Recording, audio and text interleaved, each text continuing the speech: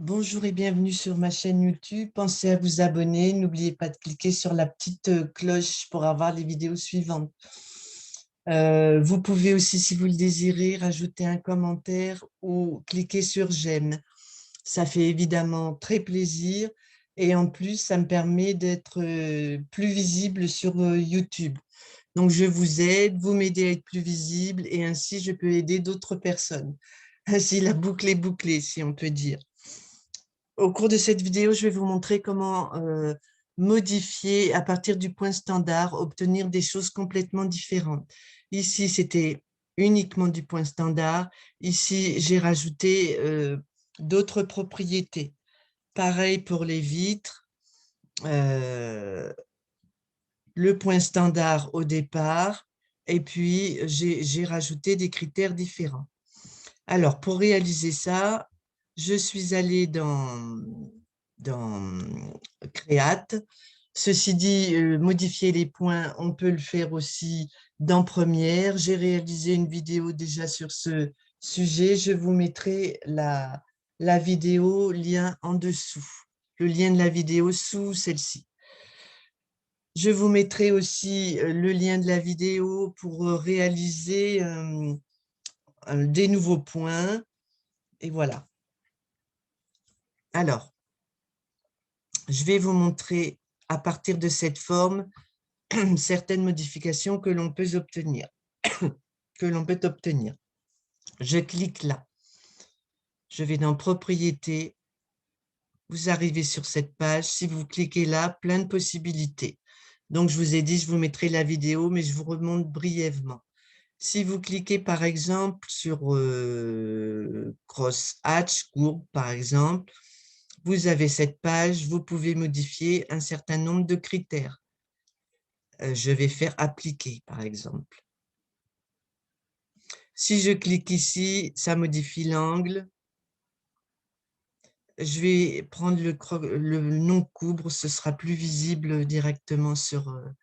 voilà. Là, comme ça, vous allez le voir directement ici. Si je clique ici, vous voyez, ça bouge. Je peux demander carré, je peux demander parallèle, etc., etc. On peut changer le point et surtout ici changer la taille.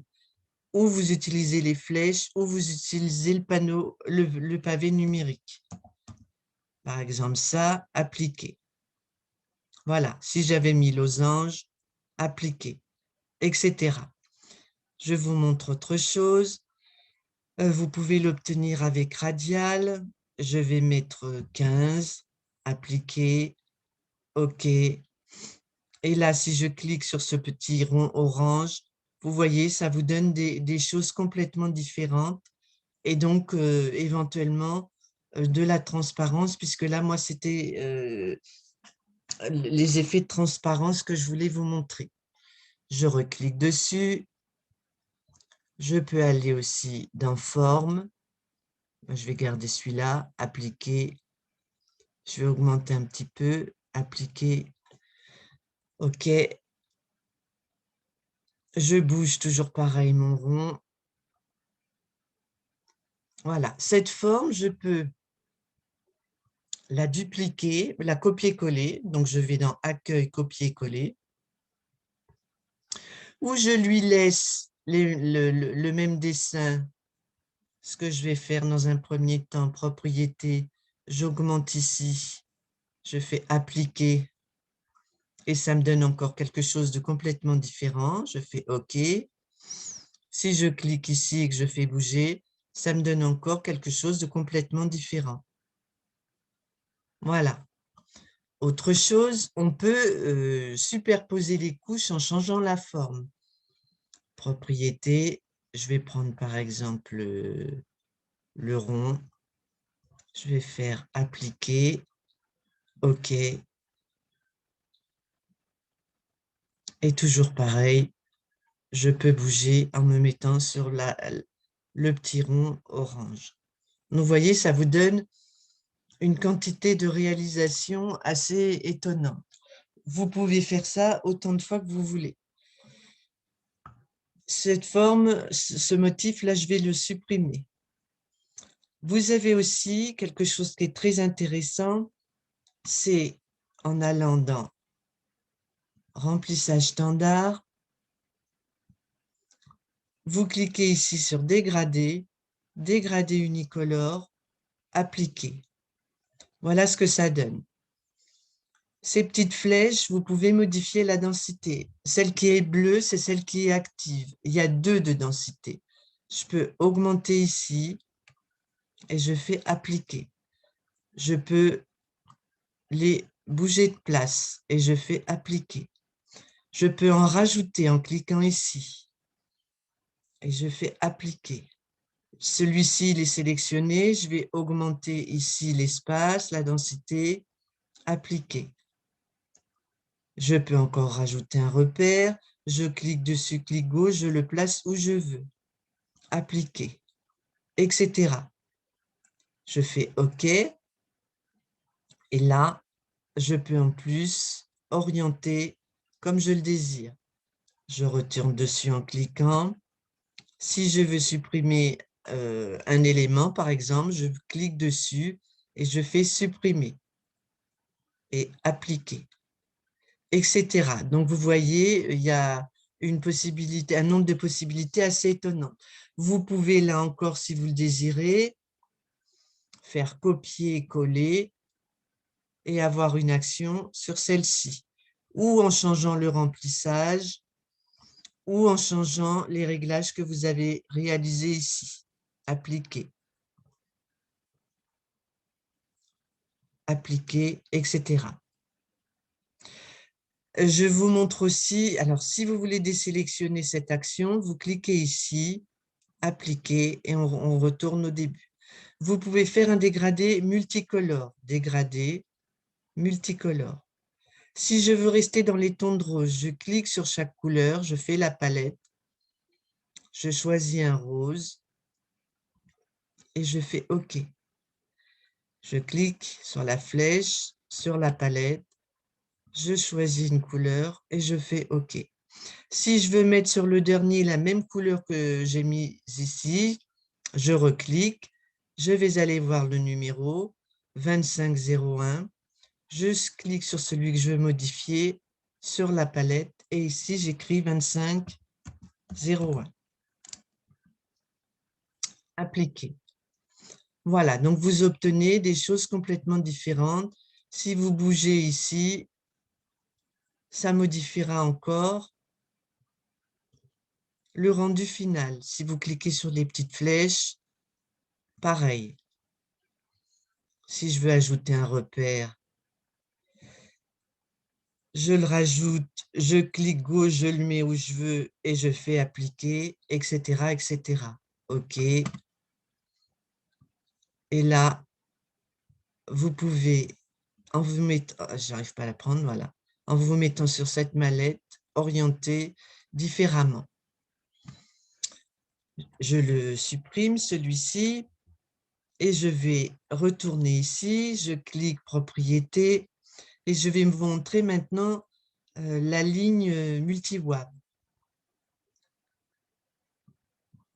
Plus je monte ici, plus les traits seront espacés. OK. Cette ligne multi-wab, je peux avoir une action supplémentaire. Je vais dans Création précise. Je clique ici sur ligne multi-wab. Je place des points. Je fais Entrée. Je fais clic droit, mes points réapparaissent.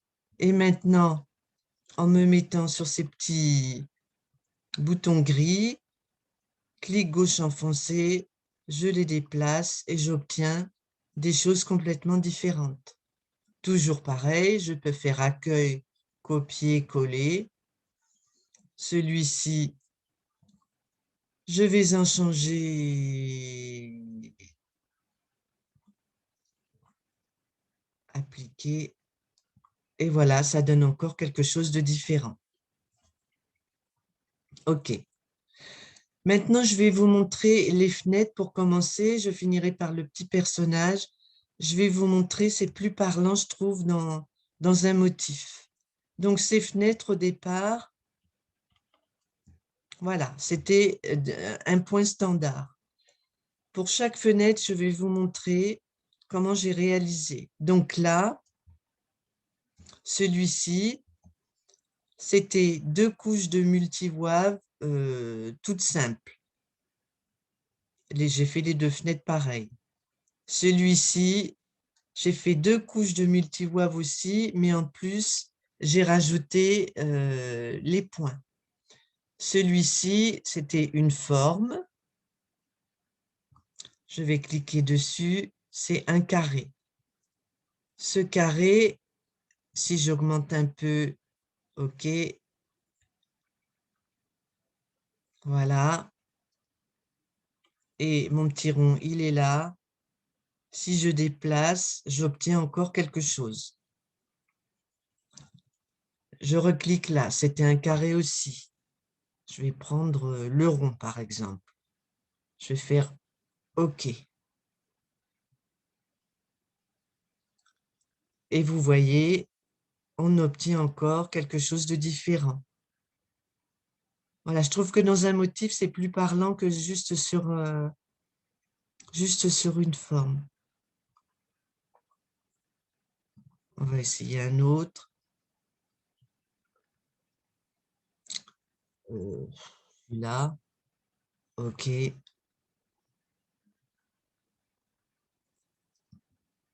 Je clique et j'obtiens encore quelque chose de différent.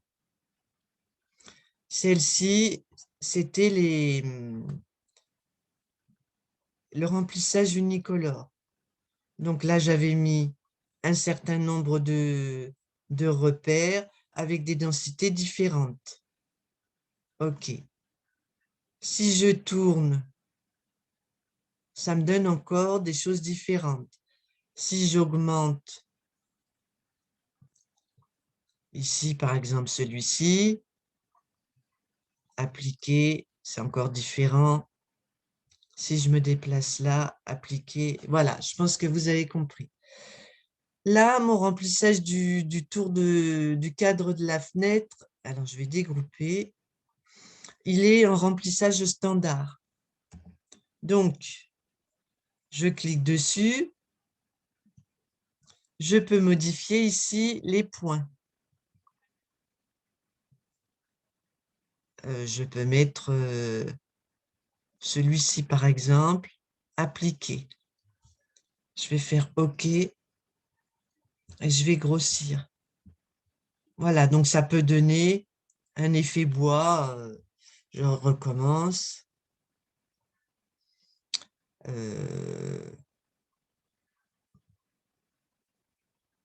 J'ouvre la fenêtre. Je choisis un autre motif, peut-être plus gros. Appliquer, etc. Là, en plus,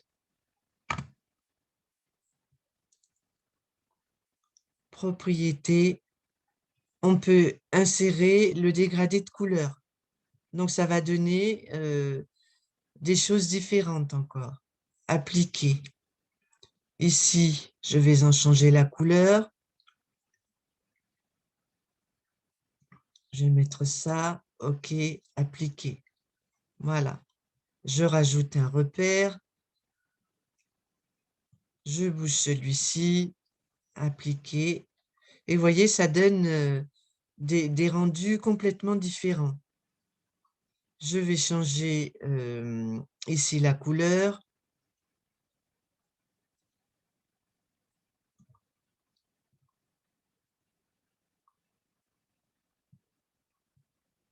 Je bouge mes petites flèches. Appliquer. Si la couleur ne me plaît pas, je retourne ici. Je clique. OK. Appliquer. Etc. etc. Vous avez compris comment ça fonctionne. Voilà. Ces points, lorsque vous cliquez sur cette icône, ça vous envoie tout en bas des points. Mes points, là. Là, ce sont les points que j'ai rentrés dans le logiciel qui n'étaient pas. Donc, quand vous cliquez là, vous arrivez tout en bas et vous avez vos points. Si rajouter des points vous intéresse, ce que je vous disais tout à l'heure, j'ai fait une vidéo qui montre comment c'est très, très facile à faire. Maintenant, je vais vous montrer ce petit personnage, toujours pareil. Au départ, que du point standard.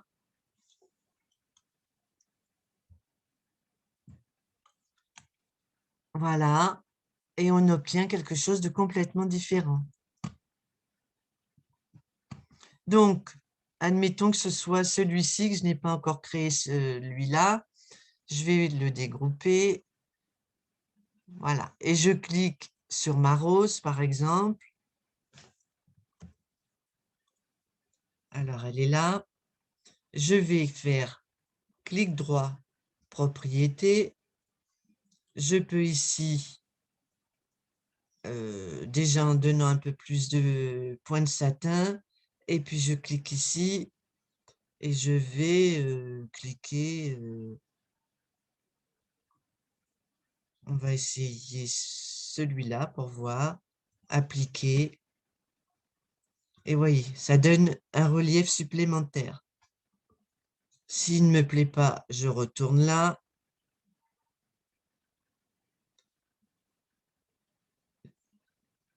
Je sélectionne celui-là, appliquer, OK, etc. Je peux faire la même chose sur le petit bandeau qui se trouve ici. Je le cherche dans mon film strip où je clique là. Là, il est dans le film strip, je clique, appliquer. Je vais prendre des lignes.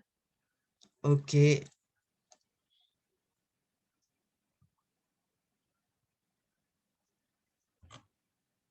Et là, vous voyez, ça m'a mis un motif, ça met un petit peu de volume. OK. La bouche. Alors, la bouche, elle est en point standard, elle est toute plate. Si vous cliquez dessus sur la bouche, vous cliquez sur le dessin ou vous pouvez cliquer là, hein, je vous rappelle. Je clique droit, j'arrive sur cette page et je vais mettre zone de point fantaisie, OK, et ça va donner quelque chose de beaucoup plus pulpeux en volume. Voilà. Comment j'ai réalisé la transparence de mes lunettes, par exemple? Eh bien, je clique dessus, je vais le réduire, je vais le dégrouper et je vais cliquer sur mes verres de lunettes. Les verres de lunettes, j'avais mis du radial en 5. Je peux l'augmenter un peu, je vais faire OK et je peux déplacer toujours pareil avec cette petite... voilà. Et selon où je me positionne, là, on ne voit pas bien parce que c'est juste sur un verre de lunettes, mais ça donne une idée quand même.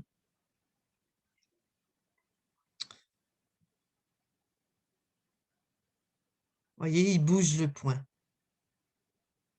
Voilà.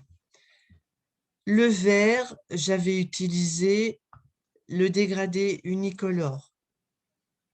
Donc, en mettant le bas plus serré que le reste. Si je bouge ici, vous allez voir que ça va faire une modification.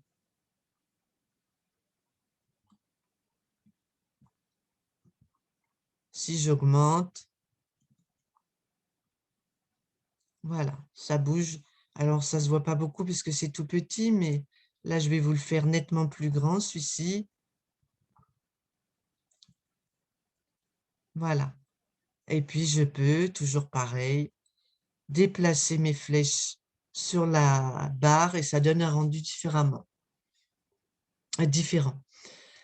Le chapeau, c'est que du multivoile.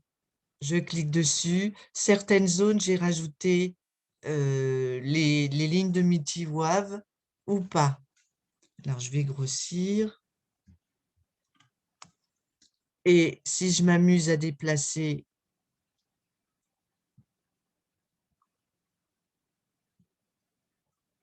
Je reclique dessus.